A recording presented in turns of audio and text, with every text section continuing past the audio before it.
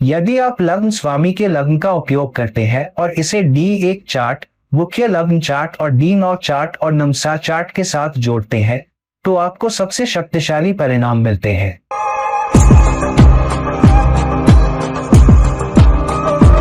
नमस्ते, नमस्कार और आदाब मेरे सभी दोस्तों को आपके मित्र ज्योतिषी और मार्गदर्शक की ओर से एक बार फिर आपके साथ आपके अपने चैनल से आश्वासन के रूप में विभिन्न तकनीकों, विभिन्न दृष्टिकोणों को देखते हुए कि हम भविष्यवाणियों को कैसे सही कर सकते हैं, हम विभिन्न डिविजनल चार्ट का उपयोग करके कैसे परिणाम प्राप्त कर सकते हैं।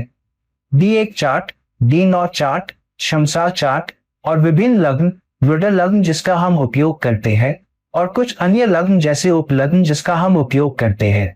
नवमांश में D1 चार्ट के परिणामों से हमें क्या मिल रहा है, इसकी पुष्टि करने का एक तरीका इन डिविजनल चार्ट का भी उपयोग करना है। उदाहरण के लिए हम विवाह से संबंधित संबंधों से संबंधित नामसा के साथ कुछ परिणामों को मान्य करने के लिए उपद लग्न का उपयोग कर सकते हैं। हम आरा लग्न का उपयोग ये देखने के लिए भी कर सकते हैं कि जीवन की प्रमुख घटनाओं का पूर्वानुमान कैसे लगाया जा सकता है। इसके साथ ही दानव चार्ट और निश्चित रूप से D9 चार्ट और शायद दशमांश का भी उपयोग करते हुए जब हम इसे करियर से जोड़ रहे हों। हम हिंदू लग्न का उपयोग ये सत्यापित करने के लिए कर सकते हैं कि क्या हम ये सत्यापित करने में सक्षम है कि कोई व्यक्ति अपने D1 चार्ट के माध्यम से धन या संपत्ति बनाने में सक्षम है, या अपने D1 चार्ट प्लेसमेंट के माध्यम से विभिन्न सिद्धांतों की गरिमा के साथ, निश्चित रूप से इसे अन्य चार्ट के साथ भी जोड़कर और DN चार्ट, नामसा के साथ भी। इसलिए विभिन्न शिक्षार्थी हमें एक जर्मन मार्क चार्ट और शायद D9 चार्ट या अन्य डिविजनल चार्ट के माध्यम से जो हम देख पाते हैं उसका सत्यापन भी देते हैं। तो यह विभिन्न प्रभागीय चार्ट के माध्यम से इसे मान्य करने का एक अच्छा तरीका है। लेकिन एक बहुत ही पोर्टल विधि जो कि D1 चार्ट और D9 चार्ट के अनुसार उपयोग किए जाने पर एक अचूक विधि की तरह है, वह है लग्न या लग्न स्वामी का उपयोग। अब मेरा इससे क्या तात्पर्य है? मेरा तात्पर्य यह है कि आपका लग्न स्वामी जहां भी स्थित हो, लग्न का शासक उसे मुख्य लग्न में परिवर्तित करता है और उससे आप परिणाम देखते हैं।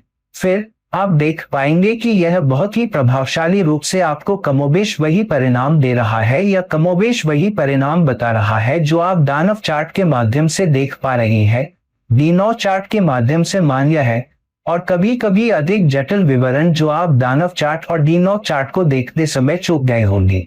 लग्न स्वामी की स्थिति और उसे लग्न में बदलने से आपको अंतिम परिणाम मिलेगा कि व्यक्ति के कुछ परिणाम कहां से आ रहे हैं, जीवन की घटनाएं कहां से आ रही हैं, संभावनाएं कहां से आ रही हैं, और जीवन में कुछ लगभग निश्चित परिणाम या घटनाएं या परिस्थितियां कहां से आ रही हैं।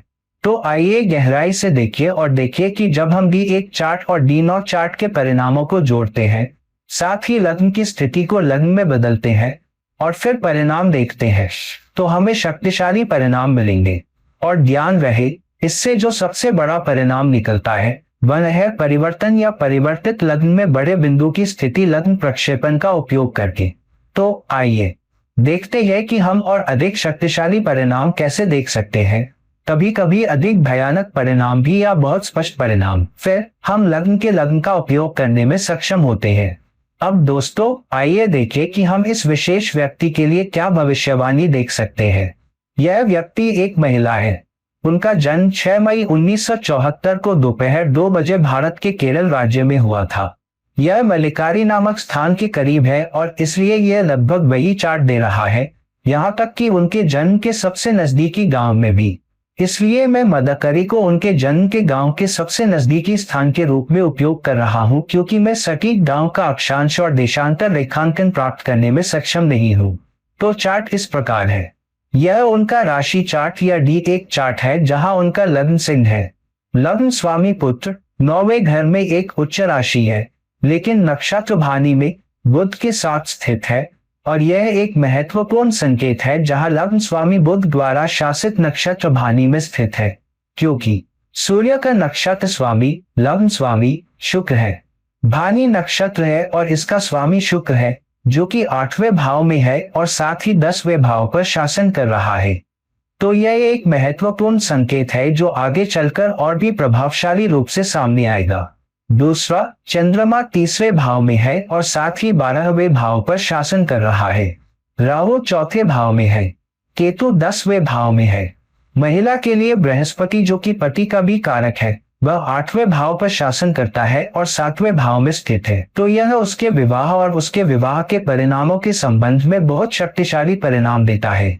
उसके बाद उसके चेहरे, मुंह, दांतों का दूसरा स्वामी जो कि बुध है, वह लंबी दूरी की यात्रा के 9वें भाव में नक्षत्र भानी में लग्न स्वामी के साथ स्थित है। और फिर उसके 9वें भाव का स्वामी मंगल, जहां सूर्य स्थित है, वह बुध द्वारा शासित मिथुन राशि में स्थित है। जैसा कि हमने देखा, बुध उसके दूसरे भाव चेहरे, मुंह, दांतों का भी स्वामी है, तो यह बहुत महत्वपूर्ण परिणाम है। और फिर उसके नवमांश, उसके दिन चार्ट में उसका लग्न सूर्य हाथ, अंगों के तीसरे घर में नीच राशि में स्थित है। अब उसके दोनों लग्न कन्या तम है। D1 चार्ट और D9 चार्ट दोनों कन्या तम है, जिसका अर्थ है कि इसमें सिंह का एक ही लग्न है। इसलिए यह महत्वपूर्ण है क्योंकि जब हम आगे बढ़ते हैं तो लग्न स्वामी और लग्न स्वामी के लग्न का उपयोग करते हुए इससे हमें और अधिक मजबूत परिणाम मिलेंगे। तो सूर्य नीच में चला जाता है।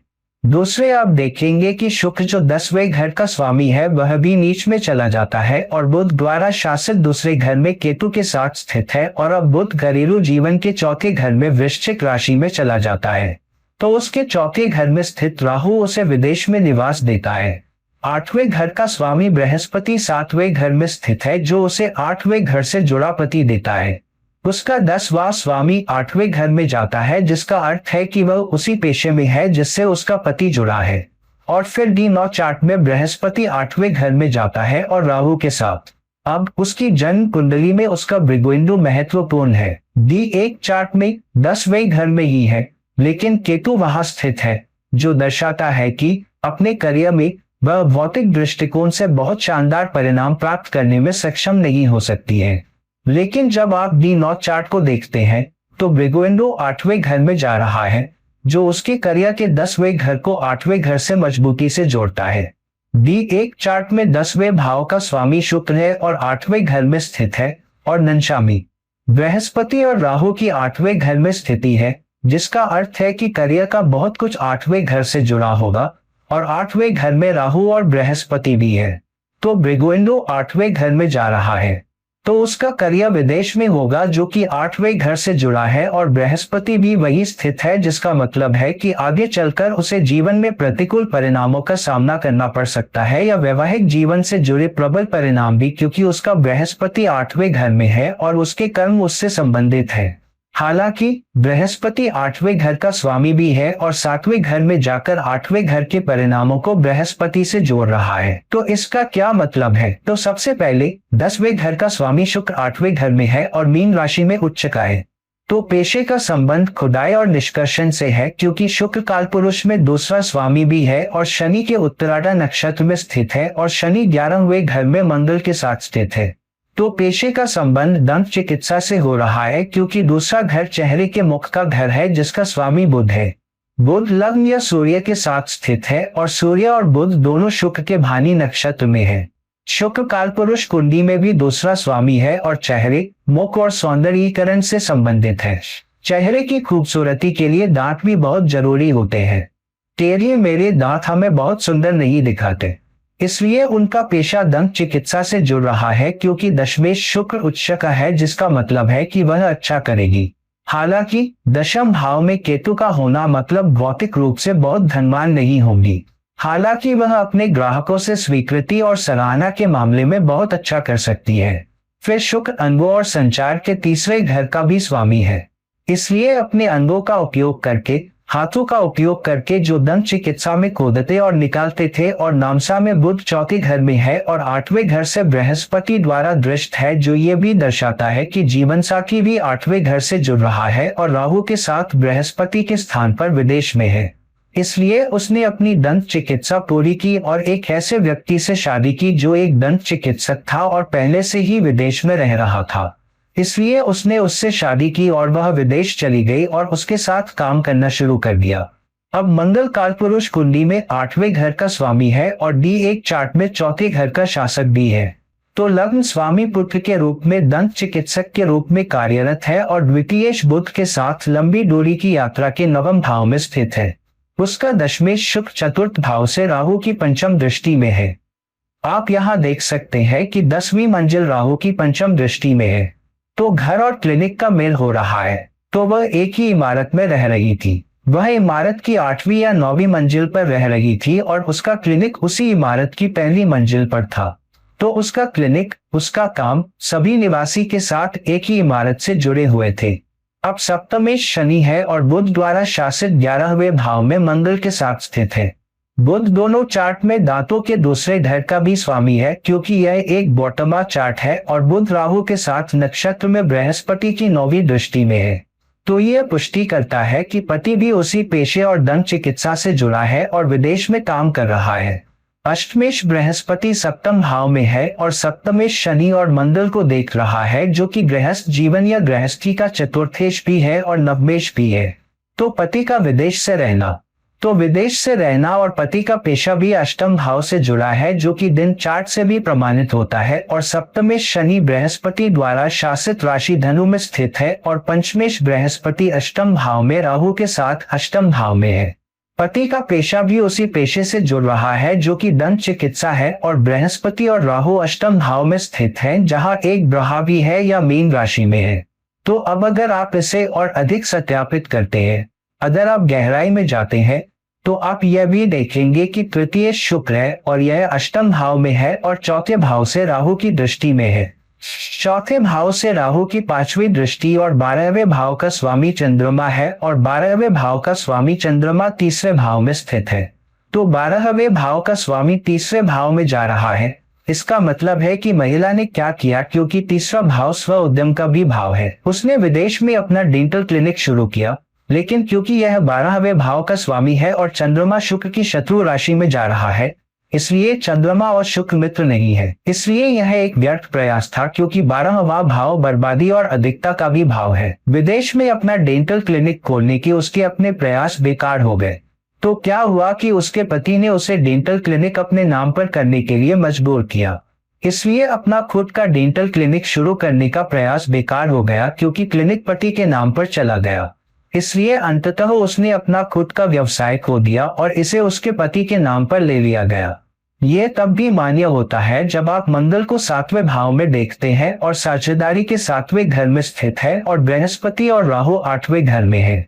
तो पति 8वें घर के पेशे और विदेशी भूमि में काम करेगा और राहु के साथ। हालांकि यह भी दर्शाता है कि 7वें घर में मंगल है और मंगल उसके चौथे घर पर भी शासन करता है। तो पार्टनरशिप में वह अपने पति के साथ काम करेगी। तो वह डेंटल क्लिनिक में पति के साथ पार्टनरशिप में काम करती थी, हालांकि क्लिनिक उसके पति के नाम पर था। हालांकि केतु शुक्र के साथ नम में है। शुक्र उसका दशमेश है, जो दर्शाता है कि उसके वैवाहिक जीवन में वह अपने पति के कारण अपनी व्यावसायिक सफलता खो देगी, क्योंकि यह केतु के साथ स्थित है और बृहस्पति राहु के साथ स्थित है। तो पति की स्थिति या बृहस्पति की स्थिति, जो पति का कारक है, राहु के साथ स्थित है, जहां उसका भृगु था, जिसका अर्थ है कि उसके करियर में वह हार जाएगी, क्योंकि शुक्र दानव चार्ट में और D9 चार्ट में दशमेश होने के कारण और आय के दूसरे घर में नीच का हो रहा है, जिसका अर्थ है कि उसने पैसे नहीं कमाए, उसने अपने लिए पैसे नहीं बचाए, वह अपने पति के लिए पैसे कमा रही थी। अधिकांश पैसे उसके पति के खाते में जा रहे थे। अभी वो लगभग 3 साल से बुध और शनि की दशा में है और बुध और शनि की दशा के कारण कुछ परिणाम सामने आए हैं, खासकर इसलिए क्योंकि बुध शुक्र द्वारा शासित भरणी नक्षत्र में है और लग्न स्वामी सूर्य के साथ है। तो जब बुध और शनि की युति शुरू हुई, तो उसके पति ने विवाह से बाहर महिलाओं को देखना शुरू कर दिया, या कम से कम उसे पता चला कि उसका पति विवाह से बाहर अन्य महिलाओं को देख रहा है और विवाह से बाहर अच्छी महिलाओं को नहीं देख रहा है और उनसे चोरी छिपे मिल रहा है, क्योंकि शुक्र 8वें घर में राहु की दृष्टि में है और जन्म कुंडली में D9 चार्ट में शुक्र दूसरे घर में नीच राशि में जा रहा है। लेकिन शुक्र उसके विवाह से और अधिक मजबूती से कैसे जुड़ रहा है? एक तो अंतरंगता के मामले में पति अन्य महिलाओं को देख रहा है, हम इसे आगे देखेंगे। तो समस्या बुध और शनि की दशा के दौरान शुरू हुई, खासकर इसलिए क्योंकि सप्तमेश शनि लग्न कुंडली में दोस्तों के सामाजिक संबंधों के 11वें घर में मंगल के साथ है। तो हुआ ये कि उसने अपने समाज, अपने दोस्तों और रिश्तेदारों से मदद मांगी और अपने पति को समझाया कि उसे ऐसा नहीं करना चाहिए। उसे बाहर किसी और औरत से नहीं मिलना चाहिए और पति को लगा कि वो उसे समाज में, अपने परिवार में बदनाम कर रही है और उसे लगा कि उसकी इज्जत कम हो रही है।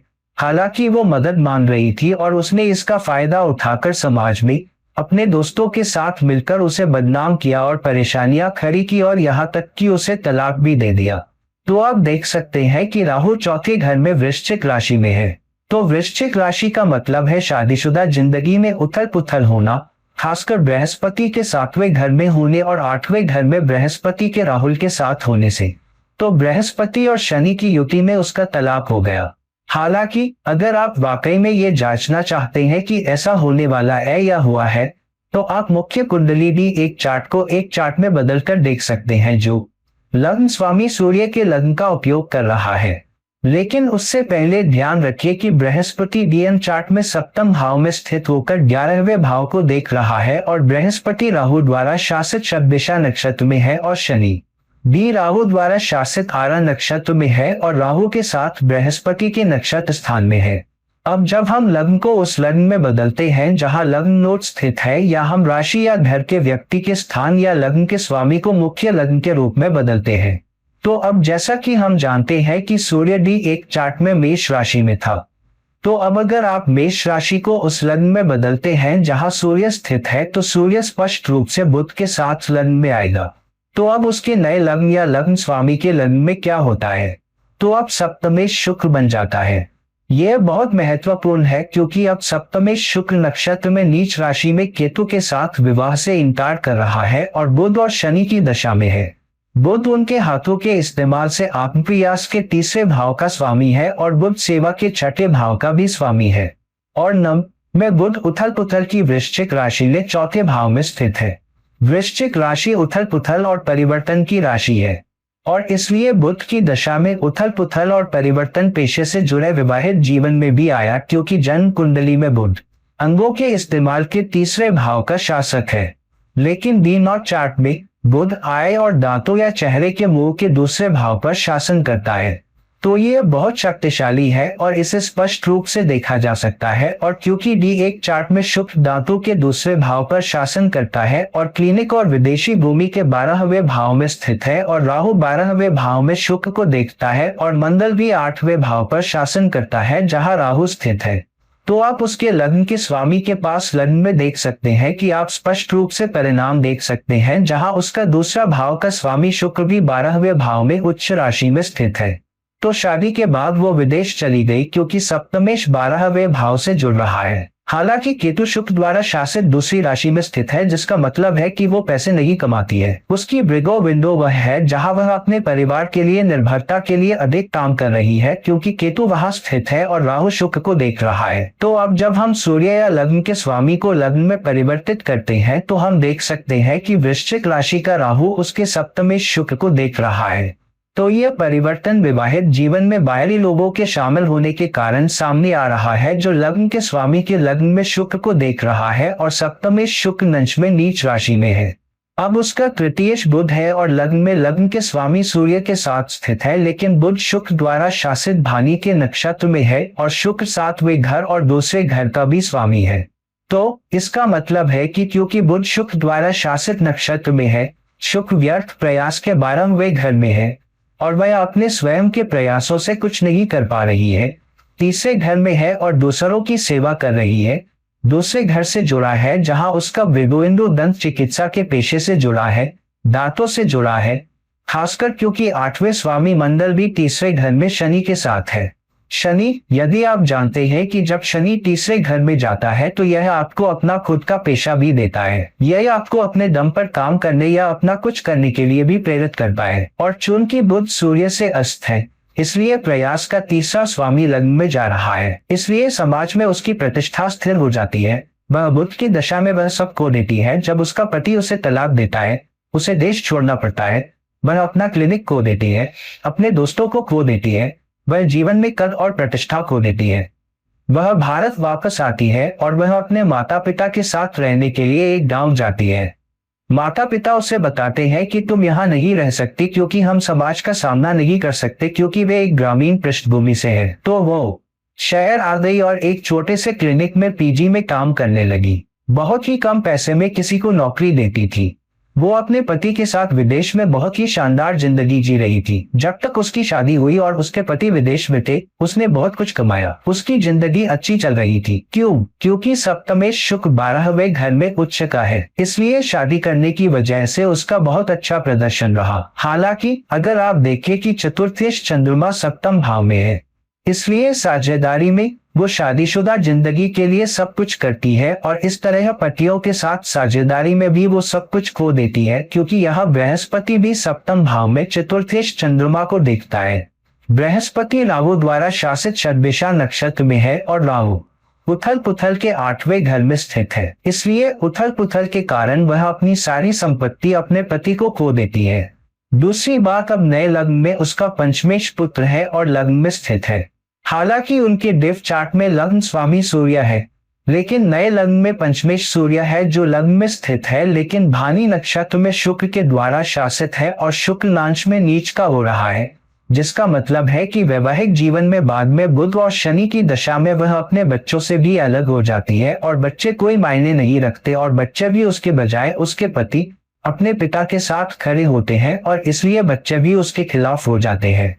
अब नए लग्न में तलाक दिखाई देता है क्योंकि जाहिर है, जैसा कि मैंने कहा, सप्तमेश शुक्र 12वें भाव में है लेकिन रोज की दृष्टि में है, इसलिए वैवाहिक जीवन पर बाहरी लोगों के प्रभाव के कारण 7वें भाव का स्वामी और D9 चार्ट में वैवाहिक जीवन चार्ट में शुक्र दूसरे भाव में केतु के साथ दैविक राशि में जाता है और मंगल 7वें भाव में हो जाता है, इसलिए बहुत अधिक तर्क और आक्रामकता के साथ वह अपना वैवाहिक जीवन खो देती है। शनि क्यों महत्वपूर्ण है? बुध शनि में शनि को याद रखें क्योंकि शनि D1 चार्ट में 7वें घर का स्वामी है। शनि उसके शनि को D1 चार्ट में 7वें घर पर शासन करता है। और अगर आप देखें कि बुध शनि दशा में उसने सब कुछ क्यों खो दिया, तो इसका कारण यह है कि जब आप लग्न या सूर्य को बदलते हैं तो यहाँ सूर्य लग्न में आता है क्योंकि हमने लग्न में सूर्य की स्थिति को बदल दिया है। हालांकि नम में सूर्य प्रयास के तीसरे घर में नीच का हो जाता है, तो उसने अपने प्रयासों से जो कुछ भी किया वह शुक्र द्वारा शासित राशि से जुड़ा हुआ है जो पेशे से जुड़ा है और विवाहिक जीवन में क्योंकि शुक्र सप्तमेश है वह सब कुछ खो देती है जो कि कोलाहल में स्पष्ट रूप से स्पष्ट हो सकता है। तो बृहस्पति का सामाजिक संबंध के 11वें घर में जाना घोटालों और समाज को दर्शाता है और बृहस्पति शनि द्वारा शासित एक शत्रु राशि है। बृहस्पति राहु द्वारा शासित नक्षत्र में भी है। राहु भी लग्न स्वामी के लग्न में उसके 7वें स्वामी शुक्र को देख रहा है, खासकर शनि के साथ राहु द्वारा शासित आर्द्रा नक्षत्र में होने के कारण। तो राहु का वैवाहिक जीवन पर बहुत ही प्रभावशाली प्रभाव पड़ता है। तो अगर आप नए लग्न में देखें तो लग्न स्वामी राहु दोनों पर दृष्टि डाल रहा है और शुक्र भी उसके चौथे घर पर दृष्टि डाल रहा है और वृश्चिक राशि में स्थित है जो परिवर्तन का संकेत है। तो परिवर्तन बाहरी लोगों से आता है जो सप्तमेश होने के कारण वैवाहिक जीवन को प्रभावित करते हैं और उसका घरेलू जीवन भी प्रभावित होता है। तो दोस्तों, हम कह सकते हैं कि जब आप लग्न स्वामी के लग्न को जोड़ते हैं और उसे लग्न बनाते हैं, जहां भी लग्न स्वामी स्थित होता है, घर की राशि को मुख्य लग्न में बदलते हैं और फिर हम उससे परिणाम देखते हैं, तो हमें बहुत ही प्रभावशाली परिणाम मिलते हैं या हमें मान्य परिणाम मिलते हैं। खासकर हमने देखा कि जब हमने सूर्य को परिवर्तित किया, उसका लग्न मुख्य लग्न में स्थित है, तो हमने देखा कि उसका सप्तमेश शुक्र 12वें घर में स्थित है और उच्च का है। उसने बहुत अच्छा जीवन की अच्छी गुणवत्ता बनाई। हालांकि नामसा में नए लग्न का सप्तमेश नीच का हो रहा है जो यह प्रमाणित करता है कि वह अपना धन खो देगी, वह अपने बच्चों को खो देगी, उसका तलाक हो जाएगा और अंततः उसे देश छोड़ना पड़ेगा। इसलिए जब हम लग्न को परिवर्तित करते हैं जहां लग्न स्वामी स्थित होता है, तो हमें बहुत महत्वपूर्ण परिणाम मिलते हैं। हम राशि के उस घर को मुख्य लग्न के रूप में उपयोग करते हैं और उससे परिणाम देखते हैं। इसलिए जब भी हम अटक जाते हैं या जब हम परिणामों को मान्य करना चाहते हैं, तो हम जटिल परिणाम देखना चाहते हैं, हम परिणामों को गहराई से देखना चाहते हैं, हमें गहराई से जाना होगा। इसलिए आप सभी को मेरा सुझाव है कि देखिए कि आपका लग्न स्वामी कहाँ स्थित है, उसे मुख्य लग्न में बदलिए और फिर उससे परिणाम देखें। आपको अपने जीवन के बारे में बहुत कुछ पता चलेगा। मैंने इस पर पहले ही एक वीडियो बनाया है, लेकिन मैं एक वास्तविक केस स्टडी का उपयोग करना चाहता था और उसे मान्य करना चाहता था और इसे फिर से करना चाहता था ताकि आप ज्योतिष के इस पहलू को न भूलें, क्योंकि हम कई लग्नों से कई परिणाम देख सकते हैं और इसलिए हमें अलग अलग लग्न दिए गए हैं। तो लग्न रॉड लग्न में परिवर्तित होकर हमें प्रभावशाली परिणाम देगा। कुछ परिणामों को मान्य करने से कभी कभी कुछ ऐसे परिणाम सामने आते हैं जो आगे चलकर विशेष रूप से आपकी दशा में आ सकते हैं। तो दोस्तों, देखिए कि आपका लग्न नोट कहाँ स्थित है, उसे मुख्य लग्न में परिवर्तित करें। DM1 चार्ट या D9 चार्ट या विशेष रूप से अन्य डिविजनल चार्ट से जोड़कर उसका सत्यापन करें और आप बहुत ही आश्चर्यचकित होंगे, जहां कई प्रभावशाली परिणाम, कई मजबूत संभावित परिणाम, अच्छे, बुरे, बदसूरत सामने आ सकते हैं।